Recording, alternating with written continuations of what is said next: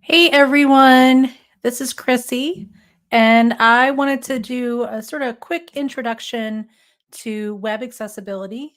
This is something that's been coming up more and more often. I've been getting clients saying they've gotten emails saying that they need to make their website ADA compliant, which really isn't a thing, but I did want to give you a quick look at some standards that you can use and a couple of tools that you can use to get started with accessibility.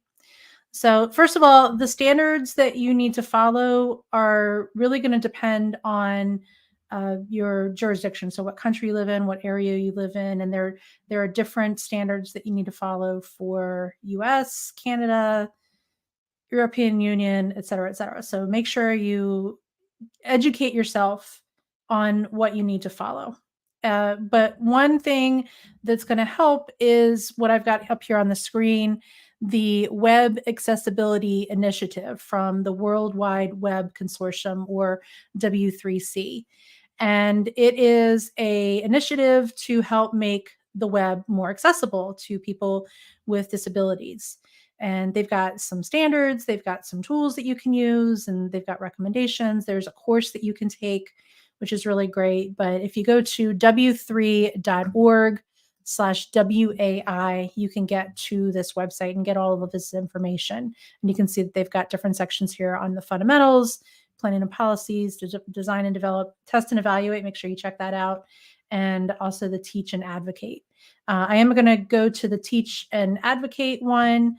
And I wanted to show you really quickly under training resources. They've got some great resources here that I want you to look at. There is on edX. If you go to edx.org,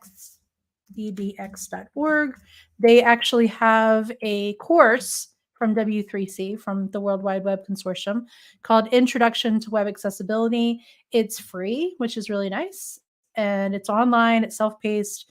They say it's going to take 4 weeks at about 4 to 5 hours per week. So about 16 to 20 hours to complete it. And that's usually a high estimate. I've done some edX courses before. They don't usually take quite that long, but it would be a good introduction to the accessibility. So if you really want to make your website accessible and you want to be the one that drives that, then this would probably be a really good course to take. But back to the WAI, I want to go back here. And I wanted to show you really quickly, if we go to the accessibility fundamentals, you can see that they've got some great introductions here.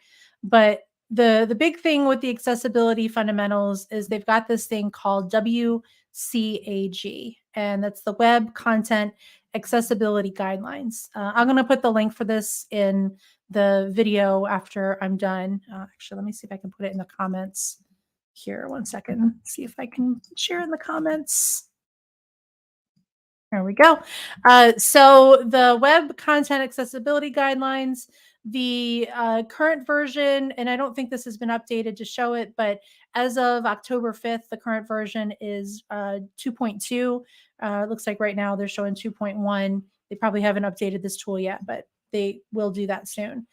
And the big thing is you've got several guidelines here that follow the principles of the web content accessibility guidelines. You've got perceivable, so the information and user interface components must be presentable to users in ways that they can perceive. So that means things like adding alternative text. So whenever I've done videos that include uploading images, I always make that recommendation.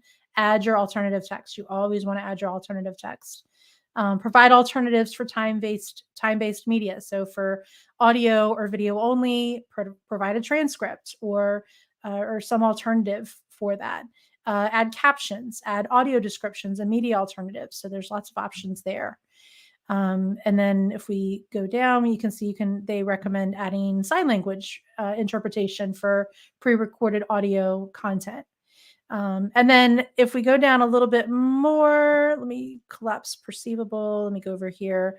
There's lots of other recommendations there, but the next principle is operable. So we want user interface components and navigation to be operable, which basically means that you need to, or one of the things that you need to do is make functionality available from a keyboard. Not everybody can use a mouse or a joystick or a mouse pad or trackpad or whatever you've got. So you need to make that content operable through a keyboard interface. So you can see here, this is one of the big recommendations, adding character key shortcuts. One thing to notice is that there are different levels. There's level A, level AA, and level AAA. So those are just the varying levels of the guidelines. So you want to try to meet. Well, it depends on what level of guidelines you're trying to meet. So you've got from A up to AAA. So again, operable is the second principle. The third principle is understandable. So the information must be the information in user interface must be understandable. So the language of the page, default human language, can be programmatically determined. So letting the browser know that what language is being used, trying to not use unusual words, identifying abbreviations. So don't just drop an abbreviation in there. You need to make sure that it's understandable. A big one here is reading level. So you want it to be as simple as possible for your audience. And then also providing things like pronunciation. So there's more that we've got there. And then principle number 4 is robust. So content must be robust enough that it can be interpreted by a wide variety of user agents, including assistive technology. So if somebody is using a screen reader or something like that, the HTML needs to be formatted in a way that allows that to happen. So there's actually a really great tool that you can use to do some sort of automated testing. And I'm going to demonstrate it just using Google. So this is just google.com. And it's a browser extension. I've got Chrome running right now. It's a browser extension for Chrome. And so I'm going to turn it on over here on my browser extensions. It's called the Wave Evaluation Tool, WAVE, Web Accessibility Evaluation Tool. So it's powered by WebAIM. I'm going to open up WebAIM because they've got some other tools. They've got, and I'll show you another one in just a little bit, but they've got some really great tools to help with accessibility. But what you can see here, this browser extension is showing me automated errors. So it's showing me things like any issues that it's found, and I can view the details for it. So we can see here that one of the errors is a missing form label. And it'll show you where on the screen these errors are. So we can see here, it's right down there. There's a form label down there that's missing. And then we've got 7 contrast errors. So this is really the this footer here. This is the dark gray on light gray. It's hard for some users to see that because of the low contrast between it. And then we've got some alerts, which are, you want to fix them, but it's not as critical.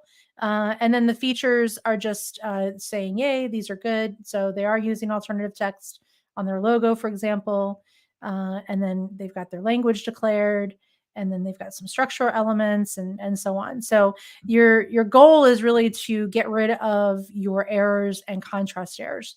And that'll take you part of the way there.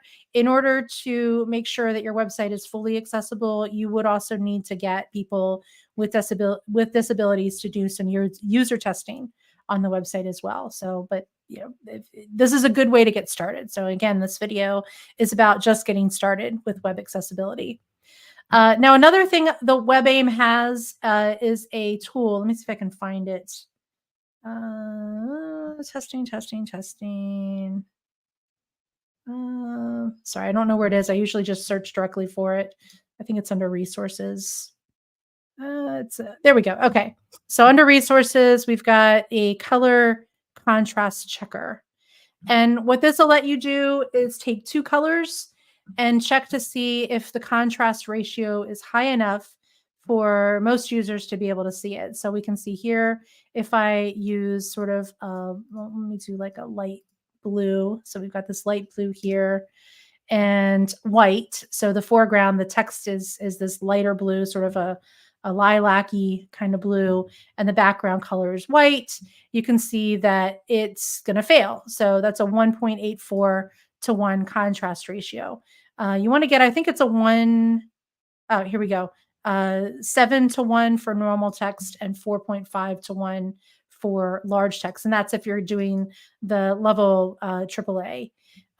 So level A requires 4.5 to 1 for normal text and 3 to 1 for large text. So it's a little easier to get, but aim for the hardest one, I would say, and try to get the AAA if you can. So again, that would be 7 to 1 and 4.5 to 1. So you really got to be careful when you're picking your colors and make sure that they're accessible.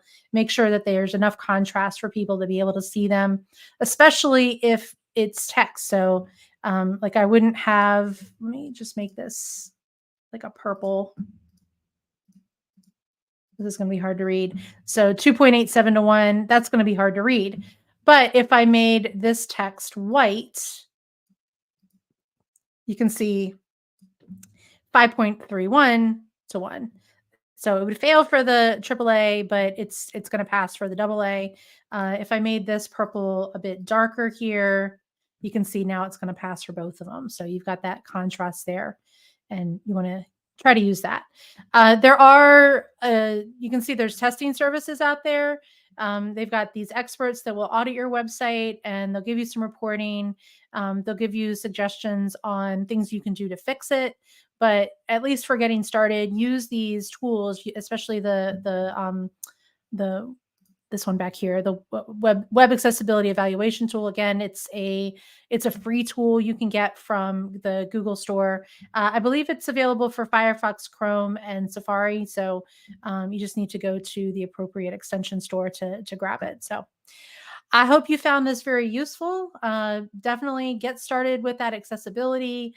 You do not want to face a lawsuit because your website is not accessible. So you really need to get on top of this. There are more and more cases of lawsuits getting filed because, well, especially in the US, a website is considered a public accommodation. And so public accommodations need to be accessible. That's where the ADA compliance comes in. It's a feature of the Americans with Disabilities Act that public accommodations, there are accessibility requirements for them. And there have been some rulings that websites do need to be accessible. So make sure you get it there. And if you have any questions, let me know. But otherwise, I will see you next time. Have a great day.